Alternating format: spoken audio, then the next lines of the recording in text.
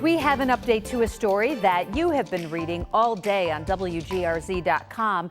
It involves a dispute between the Eastern Hills Mall and one of its prime tenants. And now a judge has just weighed in this afternoon after the owner of the Buffalo store was locked out of his own store by the mall management. Our Dave McKinley has more about the dispute and the ruling that was issued this afternoon aimed at calming things down. A few years back, the founder of the Buffalo store, Nate Rose, spent millions improving the southern end of the mall to open his store and then began subletting spaces to other businesses. After a dispute about the lease, he decided to move his store to the near Transitown Plaza. But instead of just removing inventory from his store, he started removing other things from this end of the mall.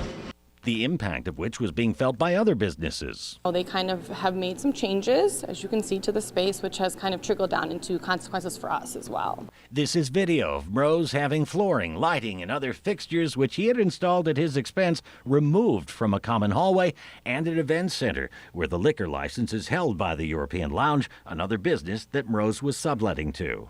It's a little shocking, a little upsetting. It kind of makes things a little more complicated because, there are events that have been planned in this space. As this began to unfold last night, Eastern Hills took action by having Rose removed, blocking the entrance to his store with a front-end loader and chaining the doors.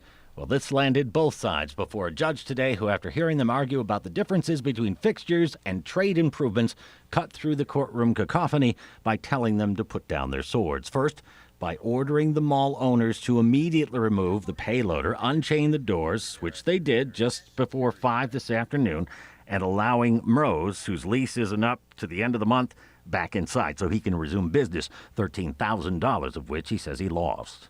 I think it's a fair notion to allow us to reopen for business and take our items out of there. So we agree with the judge. We're appreciative of the quick order that was given. The judge ordered Rose, though, to cease removing any more fixtures such as flooring and windows and to replace those which have been removed by Friday. Dave McKinley, Channel 2 News.